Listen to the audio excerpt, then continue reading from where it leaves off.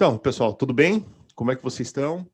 Hoje nós vamos falar um pouquinho sobre interpretação das distâncias de segurança com relação às normas ISO 13857. A antropometria foi estudada para que os valores que nós vamos ver fossem definidos. Eu adicionei outras duas normas, a ISO 13855, que fala dos dispositivos optoeletrônicos, que para o projetista mecânico é importante também para entender o posicionamento das barreiras de luz. E outra norma que eu vou falar um pouco dela hoje também é as normas tipo C, porque essas normas que nós vamos falar são normas tipo B. Para a gente aplicar a ISO 13857 e para a gente entender esse alcance da zona de perigo através das estruturas de proteção, antes disso, aquele treinamento para o que é uma proteção fixa, o que é uma proteção móvel, características da proteção fixa. Proteção fixa não é só colocar o parafuso. A boa proteção fixa é aquela que quando você tira o parafuso, ela cai, ela não permanece na sua posição. Tudo isso está bem escrito no livro de proteção de máquinas, do volume 1 da coleção de proteção de máquinas, do livro de barreira de proteção, e tudo isso está bem definido no treinamento específico de proteções fixas e proteções móveis, que entendendo as características das proteções e como elas devem ser concebidas, a gente consiga calcular e definir as distâncias de maneira correta. O tema do nosso treinamento de hoje é interpretação dos requisitos a respeito das distâncias de segurança das normas ISO 13857, ISO 13854 e ISO 13855 e algumas normas tipo C. Acima de 14 anos, as pessoas podem operar máquinas em alguns países. Então, por isso que, como a norma ISO é uma norma internacional, vale para o mundo todo, essa determinação dos 14 anos foi feita. A ISO 13857, a última versão dela, da ISO, foi em 2019, ela foi publicada em março de 2021, define distâncias de segurança para impedir acesso às zonas de perigo pelos membros superiores e inferiores. Primeira coisa que a ISO 13857 define, o que é o baixo e o alto risco. A altura do risco ela é sempre definida através do plano de referência. O que é o plano de referência? O nível mais baixo que está imediatamente sobre a proteção, qual o operador está em pé e pode chegar à zona de perigo. O alcance das estruturas de proteção, o alcance sobre as estruturas de proteção depende basicamente de 3 fatores. Se minha zona de perigo está aqui embaixo, ó, olha a distância que eu tenho até o operador ou a operadora. Se a zona de perigo está aqui em cima, essa distância reduz. Se a zona de perigo está aqui próxima, ó a distância. Se a gente afasta a estrutura de proteção e a zona de perigo está aqui longe, essa distância aqui aumenta. Ó. Olha a distância aqui e olha a distância aqui. Ó. Olha a distância aqui e olha essa distância aqui. Ó. Muitos clientes me perguntam, qual é o padrão de proteção? É 2 metros? Não existe um padrão de proteção. Existe a norma ISO 13857, que define os tamanhos da proteção e as distâncias de acordo com as características da zona de perigo e a antropometria das pessoas, ou a antropometria do ser humano. Mas o que é uma estrutura de proteção? É aquilo que está acima de 1000 milímetros. E de 1000 a 1400, você tem que definir uma proteção adicional. Então, uma estrutura de proteção ela só é efetiva mesmo se ela for acima de 1400 milímetros. Nenhuma dessas tabelas permite interpolação de valores. Um exemplo de aplicação. Então, eu descarto 1400, aplico 1600 e entendo que 1600 posso ter uma altura de 1600 também estrutura de proteção e aplicar imediatamente próximo à zona de perigo. Segundo exemplo, determine a altura mínima da proteção que deve ficar a 550 milímetros de distância do perigo. Tenho 1400 e tenho 1600. Para uma avaliação prevencionista, o que é melhor eu usar, 1400 ou 1600? Eu estou fazendo uma abordagem prevencionista, eu vou colocar ela em 1600. 50 cai entre o 800 e o 500. Tá? Posso interpolar? Não posso. Preventivamente, eu coloquei a minha altura de zona de perigo para cima e coloquei a minha distância da zona de proteção próxima. Correlacionando esses dois valores, eu defino que a altura da minha estrutura deve ser de 2.000 milímetros. Duas formas de limitar o movimento dos membros superiores. Primeiro, estrutura própria, projetada. Segundo, estrutura adicional. Se eu preciso acessar com o braço a uma zona de perigo, eu tenho que limitar o acesso desse braço a 120 milímetros. Por que eu tenho que limitar em 120 milímetros? Porque se eu não limitar em 120 milímetros, o 120 milímetros vai me limitar aqui, ó, região do ombro. Se essa abertura for maior, eu consigo me projetar e alcançar mais longe. Eu preciso definir a distância da zona de proteção, não só por conta do acesso através dela, mas também por conta do acesso através dessas aberturas com formas geométricas definidas. E para isso eu uso uma outra tabela da 13857, que é essa aqui, ó.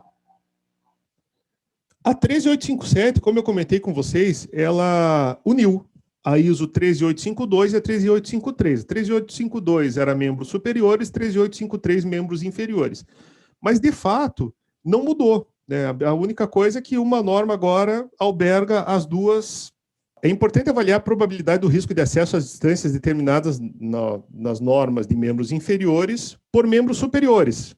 Nesse caso aqui, ó, da pessoa se agachar e tentar acessar a zona de perigo, a norma não é aplicável. Aí nós temos que ter outros critérios para definir essa altura mínima aqui. Tem norma tipo C que fala disso, aí a apreciação de risco tem que identificar se vai ter ou não necessidade de a gente alterar, ampliar essa distância ou reposicionar a proteção. Parte da norma que fala de membros inferiores não vai considerar que a pessoa pode se agachar e alcançar lá a zona de perigo, tá? Por isso que é importante a apreciação de riscos. Então, ele entende que ponta de dedo chega entre 5 e 15 milímetros, dedo passa entre 15 e 35, conforme a característica da abertura, né? Seja ela fenda ou seja ela circular. Conforme vai aumentando a abertura, você tem que aumentar a distância de segurança. Isso aqui é importante em máquinas, muito, muito importante em máquinas que a pessoa opera sentada, por exemplo. De 80 a 95, entende-se que você leva lá até a ponta do joelho, e acima da ponta do joelho entre 180 e 240, que aí você tem que garantir um distanciamento, ou então impedir. Se for fenda, o limite é 180 milímetros aqui de abertura. Se for quadrado ou circular, o limite é 240. Distâncias para impedir o livre acesso de membros inferiores. Então, quando é utilizado uma estrutura de proteção adicional para impedir o livre acesso dos membros inferiores, as distâncias relativas à altura da estrutura de proteção, em comparação com o plano de referência, são as seguintes. Então, existem 3 casos em que os membros inferiores podem alcançar a zona de perigo. Então, as distâncias de segurança estão aqui, ó. Então, quando você tem uma altura de proteção menor do que 200 milímetros, se existe uma possibilidade do caso 1, você tem que distanciar 340. Caso 2, 665. Caso 3, 290. Quando a altura está entre 200 e 400, as distâncias aumentam. Olha como é importante o trabalho em equipe na definição de segurança ou no projeto de segurança de máquinas e equipamentos. O técnico ou engenheiro que fazem a apreciação de risco tem que alertar o projetista mecânico sobre as características do acesso à zona de perigo pelo operador. O engenheiro de solução, que está definindo o projeto de solução da máquina, igualmente tem que ter ideia do que foi visto na apreciação de riscos, aprofundar-se um pouco nas características operacionais da máquina e fazer uma interface com os projetistas para que o projeto saia certo da primeira vez. Então, olha só, existe um paradigma com relação à aplicação de estrutura de proteção que é só impedir o acesso. E muitas vezes a aplicação da estrutura da proteção causa um ponto de esmagamento ou cisalhamento. Se causa um risco adicional, nós temos que trabalhar nas distâncias de posicionamento dessa proteção para evitar esmagamento de partes do corpo humano. Não é só definir a distância, considerando o membro superior e membro inferior. É considerando uma possibilidade de esmagamento do membro superior e do membro inferior. Outra coisa, muitas vezes a aplicação da estrutura de proteção impedem o normal funcionamento e a normal operação da máquina, retirando a característica daquela própria máquina. Então, nesses casos, muitas normas tipo C trabalham na proteção dos perigos da máquina, não em termos da aplicação da estrutura da proteção, mas em termos do distanciamento entre os componentes móveis daquela máquina e velocidade do movimento de perigo. Tanto é que a 13854 identifica as folgas mínimas para evitar esmagamento de parte do corpo humano, mas ela não previne choque. Olha o exemplo aqui, ó. Nós tínhamos aqui uma máquina que tinha um movimento dela de translação aqui, de um lado para o outro, e aí foi aplicada uma estrutura de proteção. A operação da máquina era do outro lado, tinha toda uma estrutura na frente, então o operador não conseguia olhar essa parte de trás aqui. Para evitar que alguém tivesse na zona morta, e se tivesse uma porta só, beleza, mas tinham várias portas de acesso a essa zona de perigo aqui. O que a gente fez no projeto de solução? A gente colocou uma cortina de luz aqui para monitorar essa área, outra cortina de luz para monitorar essa área. Porém, esse movimento de translação era muito difícil de monitorar em a zona morta. Qual que foi a saída? Distanciar. Esse movimento era bem lento, tá?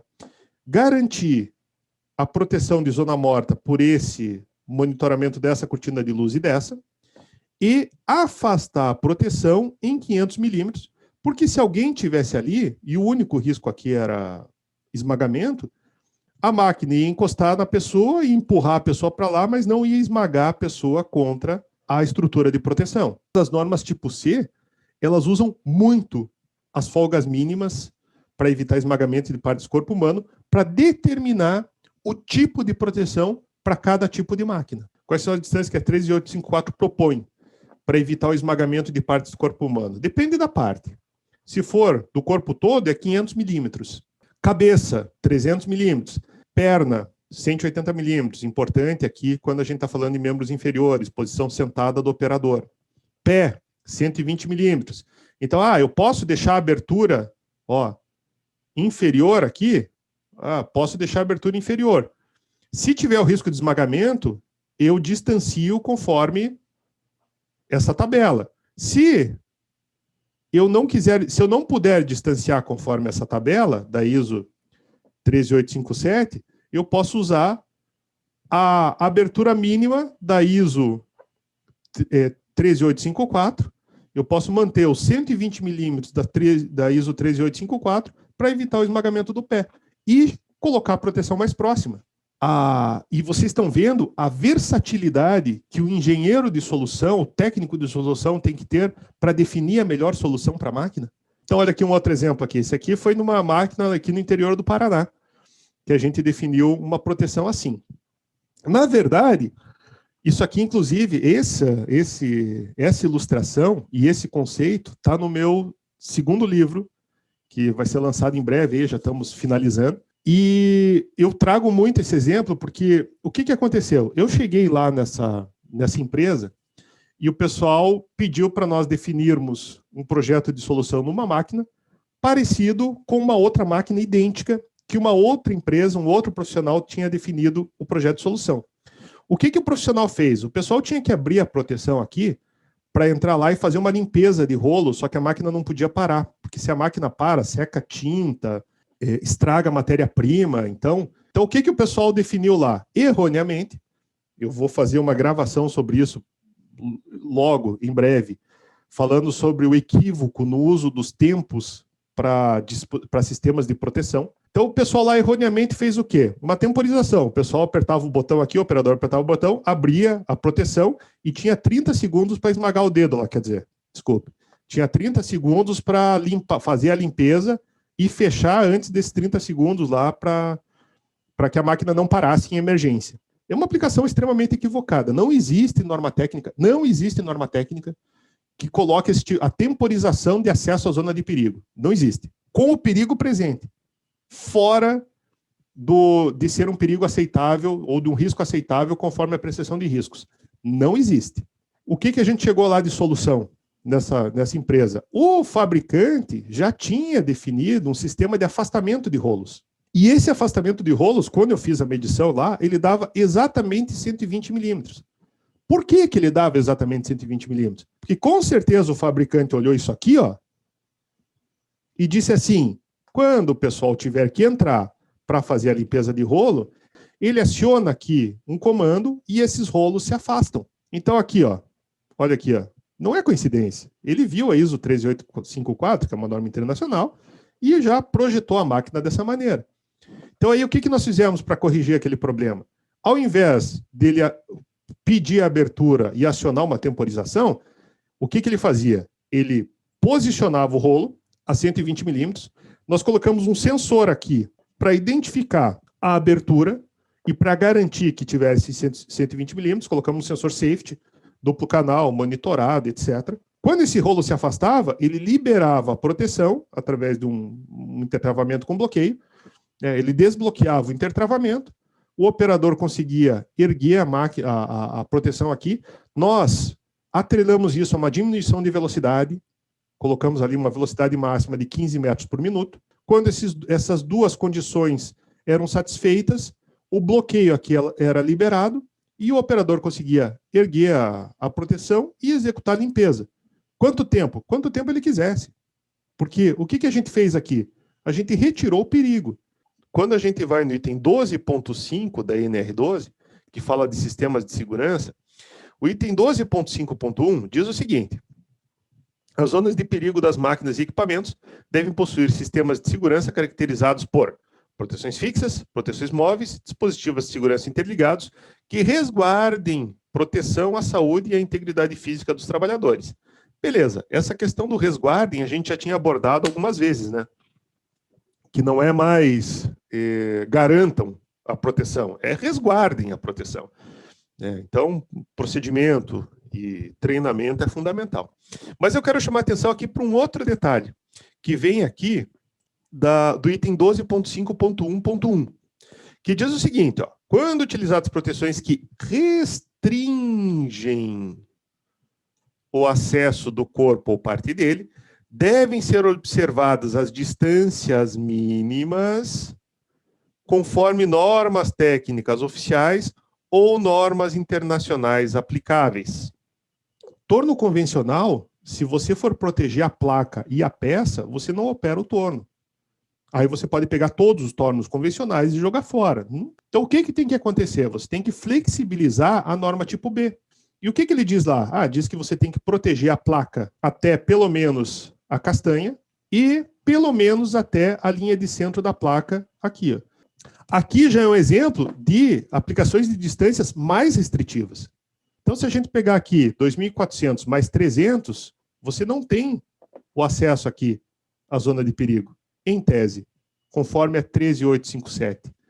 Mas a norma tipo C dessa máquina diz o seguinte, mesmo a 2.700 de distância, você tem que respeitar mais 25 milímetros entre os dois rolos convergentes. E esse 25 milímetros veio do nada? Não, não veio do nada, veio daqui, ó. Tá vendo aqui? Dedo de mão, 25 milímetros, a folga mínima, para evitar esmagamento de dedo. Então, o que aconteceu? Entendeu-se que, nessa máquina aqui, como uma das operações é passar o papel por entre esses dois rolos e sempre tem uma escada próximo dessa zona dessa estrutura de proteção, o operador vai subir aqui e vai ter acesso com os dedos, porque ele vai ter que passar o papel, a esses rolos convergentes. A ISO 13855 fala de aproximação de partes do corpo humano na utilização de dispositivos optoeletrônicos como barreiras de proteção. Então, olha só, como é que a metodologia para aplicação do posicionamento está na 13855 e ela define esses passos aqui para nós determinarmos ou para nós aplicarmos o posicionamento de uma barreira de luz ou de um scanner. Então, existe norma tipo C da máquina? Sim. Selecionar o dispositivo de proteção conforme a norma tipo C. Não. Selecionar o dispositivo apropriado. E aí tem vários dispositivos, cortina de luz, os tapetes, o bimanual ou o intertravamento com bloqueio. Se nós considerarmos a cortina de luz aqui, considerar a orientação da zona de detecção e ângulos de aproximação, que a gente vai ver, considerar possível desvio, calcular a altura das distâncias, da altura da instalação e as mínimas distâncias, e aí ele volta para aqui, que é o comum. Então, esses outros três vêm para o cálculo de distância mínima usando a equação da norma, e aí, se as combinações de proteções utilizadas, se combinações de proteção são utilizadas, calcular para todas. Comparar as mínimas distâncias com várias possibilidades e selecionar a maior distância não significa excesso de proteção. Significa o caminho mais prevencionista. A distância mínima pode ser atingida? Sim. Pode ser incorporada ao projeto da máquina? Sim. As instalações permitem acesso sem detecção? Não. Aí eu venho aqui. As distâncias mínimas permitem pessoas estarem dentro da zona de perigo sem serem detectadas? Não. Usar a distância mínima. Sim. Verificar a questão da zona morta. Se qualquer uma dessas outras, ou se as instalações permitirem acesso sem detecção, se elas não puderem ser incorporadas ao projeto da máquina, ou se elas não puderem ser atingidas, parâmetros podem ser modificados ou alternativas de proteção podem ser usadas. Aí a gente entra naquele conceito da proteção adicional. E aí, pessoal, entra aqui, ó, o cálculo do desempenho do sistema de parada geral e distâncias mínimas. Olha só que interessante, pessoal. Todas essas características têm que ser levadas em consideração. Zona de detecção ortogonal à direção de aproximação. Então, se eu estou me aproximando nesse sentido, se eu estou me aproximando nesse sentido, ou se eu estou me aproximando nesse sentido, conforme a posição que nós temos da barreira de luz, eu tenho que considerar essa posição para efetuar uma medição com eficácia.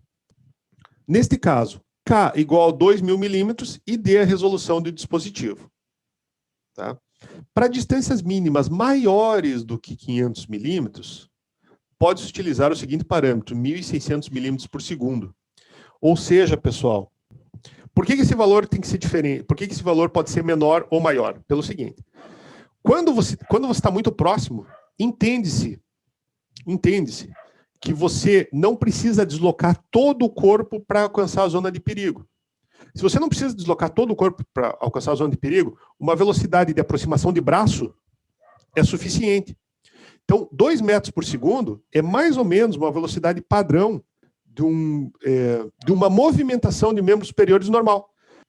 Se eu estou acima de 500 milímetros, entende-se que você não simplesmente pega o braço e gira, você tem que deslocar o tronco. E aí, esse deslocamento de tronco, ele leva mais tempo. Ou seja, esse deslocamento tem uma velocidade menor. Então, comparando as duas aqui, tá, 13855 com a 13857, dá para a gente ver que ó, a 13855 ela é menos restritiva do que a 13857. Ó. Então, se a gente coloca, ó, olha só, 2.400 e a uma altura de 1.000 ou de 900, ó, 2.400, aqui a gente está falando em 550 milímetros de distância. Quando a gente olha a 3857, a gente está falando de 1.000, 1.100 milímetros de distância. Por quê? Por que disso? Justamente aquilo que eu comentei. Porque dificilmente você consiga se projetar ou se apoiar, dificilmente não, você não consegue se apoiar num dispositivo de proteção eletrosensitiva, num optoeletrônico. A gente finaliza essa abordagem mais direta da ISO 13857, aproximação de membros superiores e inferiores, ou distância da estrutura de proteção com relação ao acesso de membros superiores e inferiores. 13854, que a gente fala das distâncias mínimas para evitar esmagamentos de parte do corpo. Falamos das distâncias que restringem o acesso, que estão nas normas técnicas tipo C. Flexibilização, através da norma técnica tipo C. Restrição maior, através da norma técnica tipo C. O que eu chamei desses dois de adequação da norma tipo B à realidade da máquina, através da norma técnica tipo C. A gente viu que isso está previsto na NR12, então é um item normativo, e nós vimos ali alguns cálculos e as preocupações e as distâncias ali que a gente tem que ter com relação a ISO 13855. Então, são várias preocupações, são várias situações que a gente tem que considerar e que a gente tem que cuidar, que a gente tem que se atentar na hora de fazer o projeto. Isso envolve apreciação de risco, pessoal de documentação, projeto de solução, equipe de solução, engenheiros técnicos de solução. Isso envolve projeto elétrico, isso envolve projeto mecânico. De novo, a segurança de máquina como uma equipe multidisciplinar, multidepartamental, se a gente pode falar isso, vários departamentos diferentes, no qual nós temos que cuidar e cuidar da informação do início ao fim e cuidar de várias características do início ao fim. Mais detalhes sobre esse assunto vocês podem conseguir no livro Barreiras de Proteção, volume 1. Quem quiser mais informações, adquira o livro, está tudo lá bem detalhadinho, com muito mais detalhes e enriquecido com exemplos e aplicações práticas, muito importante. Dê uma olhadinha no treinamento extenso, que vai ser bem interessante, e quem quiser talvez levar um treinamento dedicado à sua empresa ou ao seu grupo de profissionais, entre em contato conosco, editorauni.com.br. Lá tem o treinamento tem vários treinamentos, e nós podemos fazer os treinamentos personalizados ao vivo, no qual vocês vão poder interagir comigo, com o instrutor, e eu vou poder tirar todas as dúvidas de vocês. Obrigado. Se curtiu, se gostou, se inscreve no canal, ativa as notificações. Obrigado, fiquem com Deus. Até a próxima.